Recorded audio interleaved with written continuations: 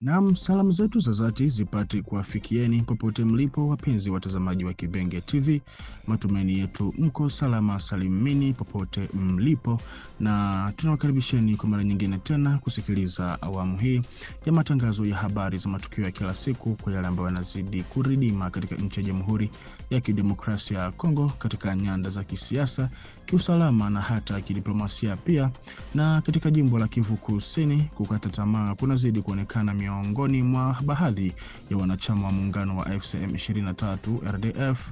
Wanajeshi watatu walirudisha silaha zao mnamo tarehe 25 Machi kwa vikosi vya jeshi la kidemokrasia ya Jamhuri ya Kongo FARDC katika maeneo ya Kashie kama sehemu ya operations za Secteur Sokola du Nord.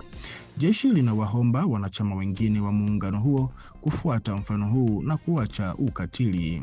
Kulingana na msemaji wa commandement ya Sokola du Nord, afisa mdogo Jeremy Meagbe, hatua hii ya kibinafsi inafanyika wakati muungano huo unavyokuwa chini ya ukosoaji mkubwa kutokana na vitendo vya ukatili vinavyofanywa dhidi ya raia.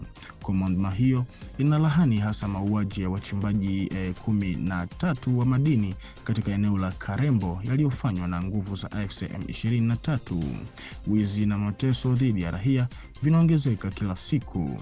Colonel Benjamin Kisembo Isingoma analaani vitendo hivi kama uhalifu wa kivita, akithibitisha tena dhamira ya jeshi la kulinda wananchi wa eneo hilo na kuchunguza wahusika wa ukatili huu.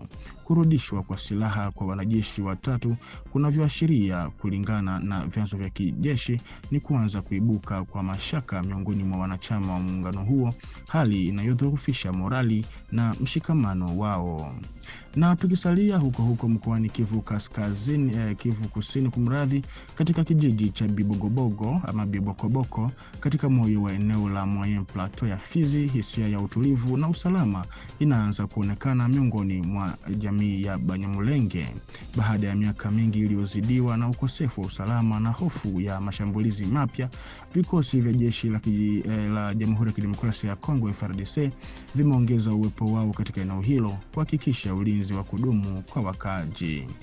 Na hapo kijijini, wananchi wanaonyesha hisia ya faraja waziwazi. Kwa mara ya kwanza sasa wanaweza kulala bila hofu, kutembea kwa uhuru mashambani mwao na kufanya shughuli zao za kila siku.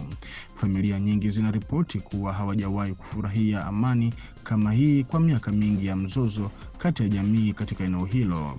Ulinzi huu pia unatathminiwa kama ishara yenye nguvu kutoka kwa serikali ya Kongo. Banyamulenge wanatoa shukurani zao kwa Rais Felix Tshisekedi pamoja na FARDC, wakibainisha umuhimu wa uwepo wa kijeshi unaolinda raia huku ukichangia utulivu wa eneo hilo. Huko Bibogobogo, FARDC hawakufika kijijini hapo kwa ajili ya kufanya tu doria ama patrui, bali wamewasili hapo kwa mazumuni ya kuunda pia uhusiano wa kuaminiana na wananchi. Wakazi wanatarajia kwamba hali hii itadumu kwa muda mrefu, ikithibitisha usalama wa kudumu na kuruhusu jamii kujijenga upya kwa amani katika mazingira yao. Na katika hali ya kiusalama mashariki mwa DRC, kuongezeka kwa shughuli za kundi la ADF NALU katika maeneo mapya ya Jamhuri ya Kidemokrasia ya Kongo kunazua wasiwasi mkubwa ndani ya Umoja wa Mataifa, wakati kundi hilo linaendelea kupanua maeneo yake zaidi ya operesheni nje ya ngome zake za awali. Akizungumza katika kikao cha 61 ama 61 some cha Baraza la Haki la Binadamu kilichofanyika Geneva siku ya Jumatano tarehe 25 Machi mwaka huu, naibu kamishna mkuu wa Umoja wa Mataifa wa haki za binadamu Bibi Nada Al-Nashif alieleza kuwa kundi hilo la kijihadi ambalo hapo awali lilikuwa likifanya shughuli zake katika mikoa ya Kivu Kaskazini na Ituri, sasa limeanza pia kuwepo ama kupanua ngome zake mpaka katika mkoa wa Chopo. Kwa mujibu wa taarifa zilizowasilishwa, upanuzi huu unaambatana na ongezeko la vitendo vya ukatili dhidi ya raia.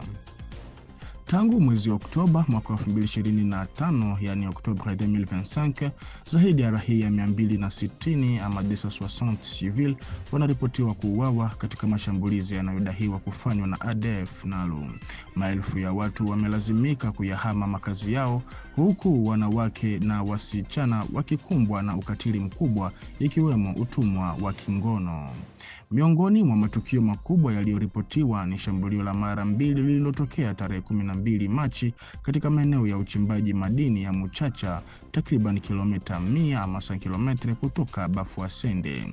Shambulio hilo lilisababisha vifo vya angalau watu 17 na kusababisha zaidi ya watu 7,000, yani plus de 7000 personnes kuyahama makazi yao wakielekea hasa Bafoussende na mji wa Kisangani. Kutokana na kuongezeka kwa mashambulizi haya pamoja na upanuzi wa maeneo ya operesheni ya ADF, maswali yanaendelea kuibuka kuhusu ufanisi wa operesheni za kijeshi za pamoja kati ya majeshi ya Kongo na Uganda zilizoanza tangu mwezi wa 5 mwaka 2021.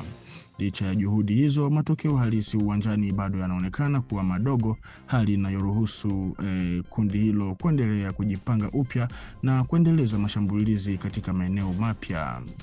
Katika hali hii, Umoja wa Mataifa unatoa wito wa kuimarishwa kwa hatua za kulinda raia pamoja na kurekebishwa kwa mikakati ya kiusalama ili kukabiliana na tishio linaloendelea kubadilika mashariki na sasa pia kaskazini mashariki mwa DRC. Na katika muktadha huo wa ushirikiano kati ya DRC na Uganda huko Beni, mkoani Kivu Kaskazini, kumeripotiwa kuanzishwa kwa kazi za kuweka lami ama kuasfalte barabara inayounganisha Beni na Kasindi kwenye eneo la Kambo, lango kuu la mji wa mipakani, zimezinduliwa rasmi mwezi huu. Mpango huu unaleta kuanza kwa mradi mkubwa wa kisasa wa miundombinu ya barabara katika mkoa huo. Awamu ya kwanza ya mradi huu inahusisha takriban kilomita 15 kati ya Beni na Kasindi, kabla ya kuendelezwa hatua kwa hatua hadi kufikia kilomita 80 ama 80 kilometre. Hatimaye mradi huu unalenga kuboresha barabara ya Kasindi, Beni, Butembo, Bunagana, Ruchuru, Goma, Muhimili ama akse muhimu ya kilomita 223. Unaochangia kuongeza muunganiko wa kanda na kurahisisha usafirishaji wa watu na bidhaa. Gharama ya jumla ya mradi huu inakadiriwa kuwa ya dola milioni 551.6 ama 551 millions de dollars za Kimarekani. Mamlaka za mkoa na washirika wa kiufundi wanasisitiza umuhimu wa mpango huu ambao unatarajiwa si tu kurahisisha usafiri bali pia kuchochea maendeleo ya kiuchumi Kivu Kaskazini na kukuza biashara ya nchi jirani. Kwa kuboresha muhimili huu muhimu wa barabara, serikali inalenga kukidhi mahitaji ya usafiri wa wananchi wa eneo hilo na mahitaji ya biashara ya mipakani, hivyo kuongeza muunganiko wa kanda na usalama wa wasafiri katika sehemu hii ya Jamhuri ya Kidemokrasia ya Kongo. Na katika muktadha wa kidiplomasia, Umoja wa Ulaya umeamua kusitisha upya ufadhili wake kwa vikosi vya Rwanda vilivyotumwa nchini Msumbiji ama Mozambique, ambavyo vinashiriki katika mapambano dhidi ya makundi ya kijihadi yanayohusishwa na dola ya Kiislamu. Kulingana na vyanzo mbalimbali vinavyofanana, vinadai ya kwamba nchi wanachama za umoja huo zimechagua kutoidhinisha malipo ya awamu ya 3 yaliyokadiriwa kufikia euro milioni 20 ama 20 millions d'euros, na hivyo kusimamisha kwa sasa mfumo wa msaada uliokuwa umetolewa hapo awali kwa serikali ya Kigali. Uamuzi huu unakuja katika muktadha wa wasiwasi unaoongezeka miongoni mwa mji mkuu wa Ulaya kuhusu ushiriki wa Rwanda katika mashariki mwa Jamhuri ya Kidemokrasia ya Kongo.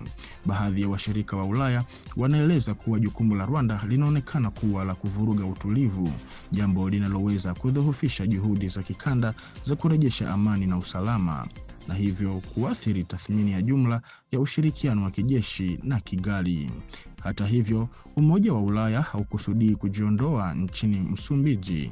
Nchi zote 27 wanachama za Umoja wa Ulaya zimethibitisha upya dhamira yao ya kuendelea kuunga mkono juhudi za kuleta utulivu katika nchi hiyo ya kusini mwa Afrika ambayo inakabiliwa na uasi unaoendelea katika jimbo la Cabo Delgado. Brussels imeeleza kuwa msaada wake utaendelea kulenga kupambana na ugaidi pamoja na kuimarisha uwezo wa ndani kupitia mifumo ya ushirikiano mingine.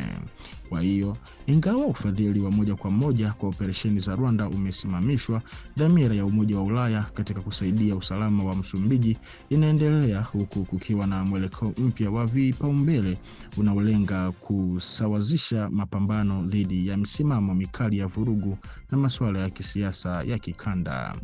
Na kwa taarifa hii, mpenzi mtazamaji wa Kibenge TV, ndiko ambako tunakwenda kukomesha awamu hii ya matangazo ya habari za matukio ya kila siku, kwa yale ambayo yanazidi kutengeneza vichwa vya habari vya matukio yote yanayojiri katika nchi ya Jamhuri ya Kidemokrasia ya Kongo.